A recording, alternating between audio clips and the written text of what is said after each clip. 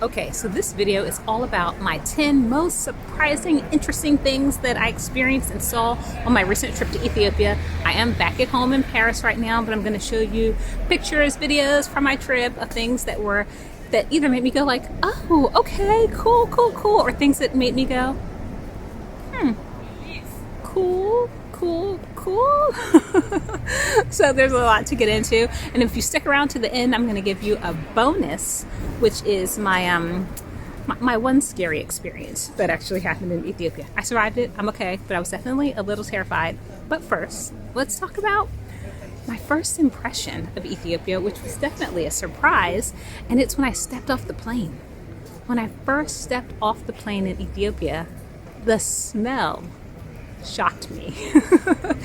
But don't worry, this was a good surprise, and it was a good smell. So when I got off the plane, and I was wondering, like, does everyone smell this? Like, is it just me? The air was filled with the smell of berbere, which is an Ethiopian spice blend. And it was not just like the airport. There are restaurants at the airport, so people can be cooking and preparing foods. It was not that. It's in the air. Like, I could smell it in Addis. So I could smell it in my hotel room. And I could smell it for probably like a day and a half until I just got used to it and didn't smell it anymore. But I actually love the smell. It's a great smell. It was a good surprise, but it was definitely like, oh, wow, the city smells like berbere.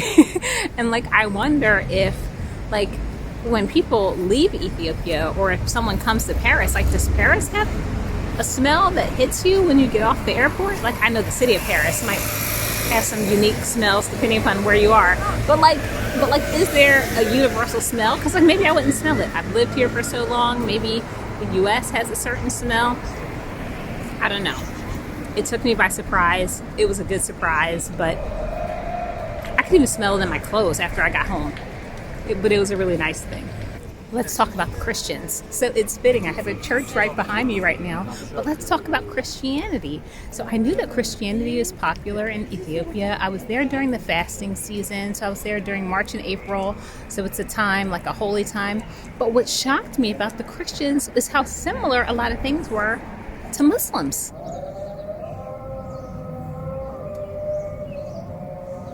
So this was playing in my hotel room. Not in my hotel room. I recorded the video in my hotel room, but the music was coming from the church. So it's like on loudspeakers, for just people in the city to hear. So, I mean, I was shocked. I've never heard Christians do this kind of thing. Have you? And by the way, if you're Ethiopian, let me know.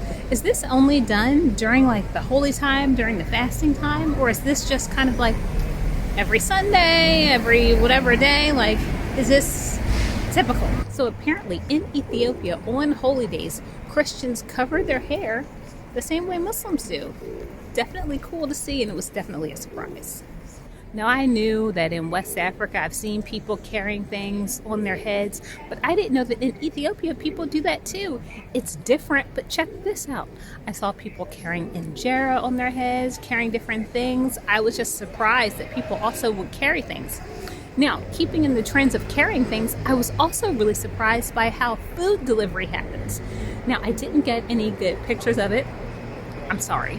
But a cool thing is I saw a lot of people delivering food, and what they would do is, I think they were delivering food to businesses, like during lunchtime. And so they would have a huge, Ethiopian food is usually served in a huge big platter, like a metal platter. I'll show maybe just one that I had. But they would have this whole huge platter, bigger than mine, and fill it with food and deliver the whole metal tray, like, to a business for lunch. And like, I don't know if someone comes back later to pick up that tray, or if like they deliver something every day and then just pick up the old tray the next day. Anyway, deliveries were interesting to me. Another thing that took me by surprise, Ethiopian Airlines does not serve Ethiopian food. This really surprised me. I was really hoping that on my plane to Ethiopia or back to Paris, I was going to get some Ethiopian food. It did not happen. So in both directions, you don't get it. Now, let me say, I was not flying business class. I think maybe if you're flying business or first class, they might give you Ethiopian food. But if you're in economy like I was, and I thought I had found like a little hack, I thought I had found like a little way around it to get some Ethiopian food, because I was flying during fasting season. So I requested an Ethiopian fasting meal. And I thought that because it was an Ethiopian fasting meal, maybe the meal would be Ethiopian. No, it just meant that if they adhered to Ethiopian fasting rules, which is that my meal was vegan, there were no meat or animal products or things like that. But it was definitely not Ethiopian food. It was just typical food. And I was kind of disappointed, even though I shouldn't be surprised. But I was hoping. Can a sister hope? But I'll say this, I was really impressed with how Ethiopian Airlines, even for a short flight that was only like 1 hour, they still served meals. And I don't know, I thought it was kind of cool seeing these, American brand soft drinks with the Amharic writing on it. I don't know, I just thought it looked kind of cool. So I like seeing this on the flight. So I love Ethiopian food. I've had a lot of it. But the thing that really surprised me during this trip is I fell in love with firfir. Which, okay, I'll try to say it the Ethiopian way. They say it like firfir, firfir, firfir. I can't do it. Anyway, it's basically like, in Ethiopia there's a bread called injera. And it's basically like injera in sauce. Why is that so good? But let me tell you, the injera in sauce there was special. I had it so many different places, but it was never bad. It was like wherever I went and had firfir, it was amazing. The best was at the hotel that I stayed at in Addis. So I think they used like a tomato paste that just made it so good. But like every injera in sauce or injera salad, like kind of blew my mind. Okay, so one thing that really surprised me, which maybe shouldn't, but it was just how friendly and amazing some people were, particularly the people in the hospitality industry. Like people at hotels, restaurants, stores, people were so nice. And I mean, to the point where I felt like they actually cared, because sometimes people are nice, but it feels kind of surface. But I will say that when I was in Ethiopia, I experienced real kindness from people. I felt like people actually cared. People were looking out for me. And I really, really loved that. And even at one kind of restaurant, grocery store that I used to go to, this one woman, I was asking about the food because she was eating some, and I just wanted to know, I was kind of far away from her. I just wanted to know what it was she was having. And she prepared this huge bite for me, which is called gersha, in Ethiopia. And she just gave me this, she fed me this huge bite of food. Anyway, it was really sweet. It was kind and loving and nurturing. And anyway, it really made my day. And it's still something that I look back at fondly. For her, it was probably just, not a big deal. But as a foreigner who's, visiting and on my own, it was just this sort of act of kindness that I really appreciated. And everyone at hotels and everything, they were just, I don't know, it really helped to make the trip for me, and were one thing that I really, really loved. Okay, I'm standing with some construction, kind of an eyesore behind me right now, because I want to tell you about also kind of an eyesore in Addis. Okay, so I don't want you to think I think everything is perfect in Paris. It's not. Okay, it's not perfect here, but one thing that was kind of interesting in Addis was the potholes. I was shocked. I was surprised. There are a lot of potholes on the street. Some had things in them to warn you, oh, here's a big stick because there's a pothole.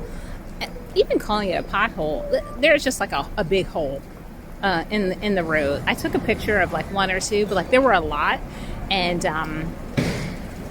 yeah, I was a little surprised. Another surprise, Arba Minch. So this is a city in Ethiopia that someone told me about once I was kind of almost already there, or just before I decided to come.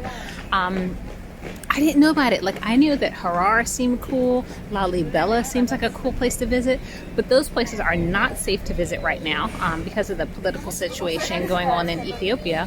So I couldn't go there, but I did go to Arba Minch, and it was amazing. It was just really relaxing. There are things to do. I did a boat tour, but there's even more. I think there's safari type stuff. I saw jeeps and things, but honestly, when I was in Arba Minch, my headspace was just I need to unwind, I need to relax, and that's what I was focused on, and that's what I was doing there. But I would go back. I would stay at the Highly Hotel again, and I would really, I don't know, I would just enjoy. Okay, am I tripping? But look at these shoes. I associate these shoes with little girls, okay? But when I was in Ethiopia, I only saw these shoes on grown men. have you seen this? Like, is this normal where you are too? Like, does this take you by surprise? It's a small thing, but I was like, okay, I guess it's kind of cute. Okay, so this was a big surprise and a good surprise. Time management issues. So when I've come across Ethiopians in the US, if they are Ethiopians who are born and raised in Ethiopia, they're usually terrible with time. Things are late, they're slow, things like that. Sorry, just my experiences. However, when I was in Addis, everyone that I had to meet somewhere at a certain time or something like that, if they were in the service industry, they were there. And I was shocked. Now, that wasn't true for people not in the service industry, by the way. If I had to meet up with just a random person who I knew or who I know, the time thing was not at all like adhered to. However, I was just impressed because like at one point I had shuttles that needed to meet me at different times. To be continued. So whenever someone had to meet me at a certain time, if it was a service industry person, they were there. Okay, time for our bonus. Time for the one experience that actually terrified me. This is actually when I was in Arba, Minch, and this is related to power cuts. So let's just get into it. I was at the hotel, at the Highly Hotel, in the elevator when the power cut. Okay, so that normally I think shouldn't be that big of a deal because places are supposed to have generators and the power comes right back on. So it went pitch black in the elevator, and then within a few seconds the power came back on. Now luckily a guy who worked at the hotel was in the elevator with me. Had I been in there alone, I might still be in there. I'm not sure I would have ever gotten out. But so I'm in there with the guy, so he tells me immediately like, don't panic, everything's gonna be okay. So I'm trying not to panic. The power comes back on. Okay, but when it goes off, by the way, the elevator bounces, like it drops. Not a crazy long drop, but it does a one of these, which felt terrifying. But so, okay, power comes back on after a few seconds and whatever. But like the buttons now are not working on the elevator. I find myself going into a little bit of a panic. But so the guy is like pressing the buttons or whatever, and you know, sometimes it's hard to tell if the elevator is moving or not. So I couldn't really tell always if the elevator was moving. But at one point, the elevator stops and the doors open. We're in between floors. I took a picture. Because also at the time, I'm talking to my husband. I'm like texting him, telling him what's going on. But like my husband's in France, I'm in Ethiopia. I don't want him to panic. But like I also want him to know that like maybe I'm in kind of a situation. So that's why I took the picture. I think otherwise I wouldn't have done anything. But so I'm in this elevator. It opens in the middle of the floors. I'm actually panicking. I don't know how long it actually took, but the guy's pressing buttons. The call button wasn't working. Like none of the buttons were working in this elevator. All that to say, we eventually got out. He was trying to hit the first floor because we were trying to get back to the lobby. It just let us out at some point on the third floor. The elevator was then shut down for the next like 2 or 3 days. And after that, I was paranoid about elevators. I mean, I still might be paranoid about elevators. Some of it might have lingered. But certainly when I was even back in Addis, like I was a little frightened. So that was surprising. That was scary. It wasn't surprising the power cut thing, by the way. But just to give some information about that, power cuts are fairly common. But most places do have generators that pop on within like, you know, a few seconds to minutes. So it shouldn't be a problem, but I was trapped on an elevator and I was actually terrified. And, but I made it out and everything's okay. So those were my surprising, interesting experiences that I had in Ethiopia. If you enjoyed this video, I hope you'll subscribe. There's more to come. Let's see what happens next.